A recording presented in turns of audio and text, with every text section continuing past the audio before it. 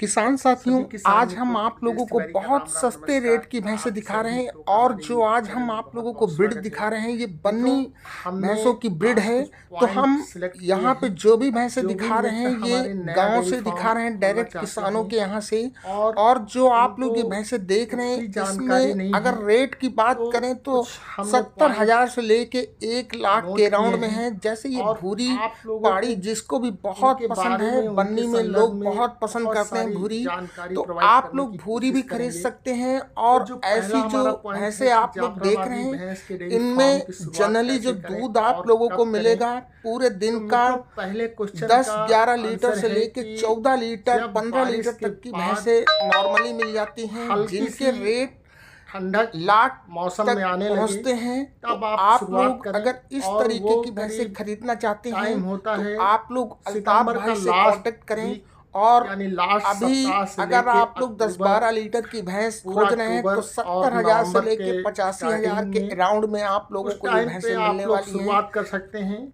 या फिर आप लोग फरवरी के और मार्च के महीने में शुरुआत कर सकते हैं। उस टाइम पे मौसम में ठंडक रहती है, जिससे कि पशुओं में कम से कम बीमारियां होती हैं और परफॉर्मेंस बहुत अच्छी शुरू से आप लोगों को मिलने लगेगी। और दूसरा है, डेयरी फार्म खोलने से पहले क्या क्या जानकारी करें। मित्रों, अगर आप लोग डेयरी फार्म खोलना चाहते हैं और आप लोगों को कुछ भी जानकारी नहीं है, तो सर्वप्रथम आप लोग अपने आसपास जो भी डेयरी फार्म है वहाँ पे विजिट करें और जानकारी करें कि कौन सी भैंस किस हाइट लेंथ की कितना दूध दे सकती है, कैसी ब्रीड है, क्या क्या खिलाते हैं, उनका पालन पोषण किस तरीके से किया जाए कि अच्छा दूध प्रोडक्शन हो। और बीमारियों की एक जानकारी लें, एक लिस्ट बनाएं पूरी, अपने साथ में एक डायरी रखें जिसमें हमने कुछ पॉइंट नोट किए हैं। एक चारा प्रबंधन, फीड या दाना प्रबंधन, दूध का प्रबंधन, भैंस में क्या क्या बीमारियां आती हैं उसकी जानकारी होना चाहिए। और सबसे इम्पोर्टेंट जो है, छोटे बच्चों का पालन पोषण कैसे हो, जिससे कि आपका भविष्य में डेयरी फार्म प्रॉफिट में रहे। मित्रों, सबसे पहले हम चारा प्रबंधन की बात करते हैं।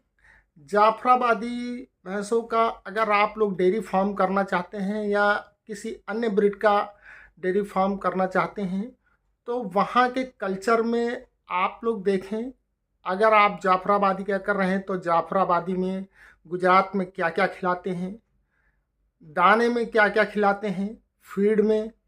और दूध जब आपका प्रोडक्शन होगा तो आप जो है उसको कैसे अच्छे रेट में बेच सकते हैं, समितियों में या आप फुटकर अपने आसपास के लोगों को या होटल में या अन्य कोई तरीके से मावा बना के, या कोई अन्य तरीका है घी या अन्य जो भी प्रोडक्ट बनते हैं, कैसे आप बढ़िया रेट ले सकते हैं, उसके बारे में आप पहले से विचार करके रखें।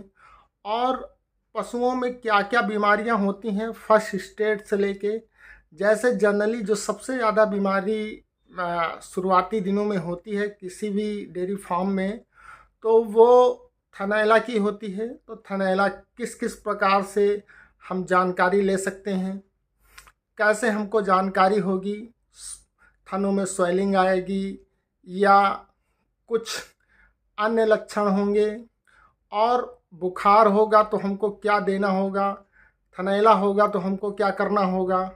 क्योंकि जितनी इसमें देरी होगी उतना आपका नुकसान होगा।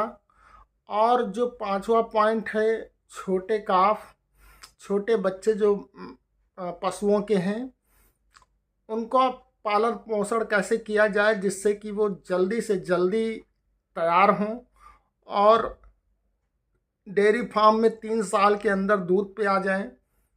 उनका प्रबंधन कैसे करें, क्या क्या लोग खिलाते हैं, इस बारे में जानकारी करें। तो हम सबसे पहले जो चारे के संदर्भ में बात कर रहे हैं, जैसे गुजरात में जो चारा जाफराबादी को खिलाते हैं उसमें एक ज्वार का कड़वा बोलते हैं, कहीं कहीं पे उसको करबी बोलते हैं, कहीं पे ज्वार का आ, अन्य बहुत सारे अलग अलग स्टेटों में अलग अलग जगहों में अलग अलग नाम हैं। तो आप लोग वहाँ पे जो खड़ा चारा खड़ा ज्वार होता है वो 3-4 फीट का होता है और एक विशेष वहाँ की आ, जो बीज है वो विशेष प्रकार का है जिसकी लंबाई 3-4 फुट करीब होती, 4 से 5 फुट तक अधिकतम। और उसमें पत्तों का जो आ, समावेश होता है वो ज़्यादा होता है, जिससे कि उसमें डंडे कम और पत्तों की मात्रा ज़्यादा रहती है, जो भैंसों को पाचन करने में बड़ी आसानी से पाचन हो जाता है। और प्रोटीन की मात्रा भी काफ़ी हद तक उसमें 12 से 15% तक करीब करीब अवेलेबल हो जाती है। तो उसमें दूध का प्रोडक्शन बहुत होता है और उसमें कैल्शियम, प्रोटीन, कई तरीके के मिनरल्स, विटामिन्स उसमें मिल जाते हैं, क्योंकि वो 80 दिन की क्रॉप होती, 80 दिन की करीब फसल होती है। और उसको खेत में ही जब अर्ध सूखा हो जाए तो उसको काट के सुखा दिया जाता है। उसके उपरांत उसके छोटे छोटे बंडल बना के उसको सुखा के रख लिया जाता है और पूरे साल गुजरात में उसी प्रकार टाइम टू टाइम खिलाते रहते हैं। दूसरा है फीड का या दाने का प्रबंधन। जो गुजरात में खिलाते हैं उसमें अधिकतर सबसे ज़्यादा बिनौले की खल, कपास, कपास की खली भी बोलते हैं, कहीं पे उसको महाराष्ट्र में शायद उसको बोलते हैं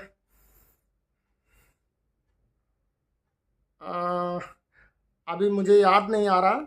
बहरहाल उसको अलग अलग नामों से अलग अलग उसमें बोलते हैं।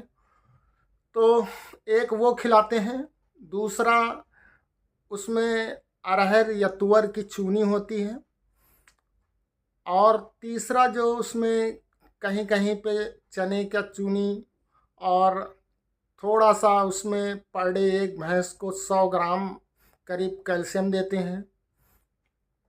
तो इस तरीके से वो खिलाई करते हैं। बहरहाल जो भी आपके आसपास में अवेलेबल हो, आप लोग ख़रीदारी से पहले कम से कम 3 महीने का आप दाने का बजट या दाना तैयार करके रखें, दाने का ड्राई मैटर रख लें। और जैसे आपके पशु आएँ तो आप लोग 3 महीने तक आपको कोई भी ख़रीदारी न करना पड़े, क्योंकि जो अभी का टाइम है वो काफ़ी सस्ते दाना आपको प्रोवाइड हो जाएगा, जैसे गेहूँ, आपका चना, या जो भी आप लोग खिला सकते हैं अपने आसपास में, वो आप लोग अभी एकत्रित करके रख लें अगले 3 महीने तक के लिए। दूध का प्रबंधन आप लोग अपने लोकल में देखें कि आपको रेट किस में बेहतर मिल रहा है, वो आप जरिया ढूंढें और उस जरिए का पूरा आप इस्तेमाल करें। भैंसों में जो बीमारियां हैं वो भी आप लोग जानकारी करें। टीका टाइम टाइम पे आप लोगों को लगवाना है, जो अक्टूबर में लगते हैं और जो मई में लगते हैं, वो आप लोगों को टाइमली टीकाकरण कराना है, जिससे कि आप लोग बड़े नुकसान से बच सकें। और 3-3 महीने में कीड़ों की दवा आप लोगों को देनी है, जिससे कि कृमि जो उनके पेटों में उत्पन्न होते हैं वो नष्ट हो जाएं और आपको दूध का प्रोडक्शन अच्छा मिल सके। और जो छोटे बच्चे हैं उनको आपको क्या क्या खिलाना है, शुरुआती 1 महीने में आपको दोनों टाइम दूध पिलाना है। फिर दूसरे महीने में आप लोगों को शाम को दूध पिलाना है। सुबह आप लोग छाछ या आप लोग काफ स्टार्टर, कई कंपनियों के आते हैं, वो आप लोग चॉइस कर सकते हैं। और जब आप लोग कॉप स्टार्टर खिलाएं तो छोटे बच्चे के पास में आप लोग पानी ज़रूर रखें, क्योंकि उसमें प्रोटीन की मात्रा ज़्यादा होने की वजह से प्यास बहुत लगती है। तो इस बात का ध्यान रखें। और हर 3 महीने बाद आप लोग, पहले शुरुआत में आप 11 दिन में एक बार छोटे बच्चों को कीड़े की दवा दें, एल्बेंडाजॉल या जो भी आपके नियरेस्ट में मिल सके। फिर अगले 21 दिन में फिर आप अगला तीसरी बार 1 महीने बाद, फिर चौथा आप 1.5 महीने बाद, फिर पांचवा आप 2 महीने बाद, फिर नेक्स्ट जो आप देंगे वो 3-3 महीने बाद आप लोगों को देना है। और आप लोग काफ को अधिक से अधिक ओपन करके रखें, खोल के रखें।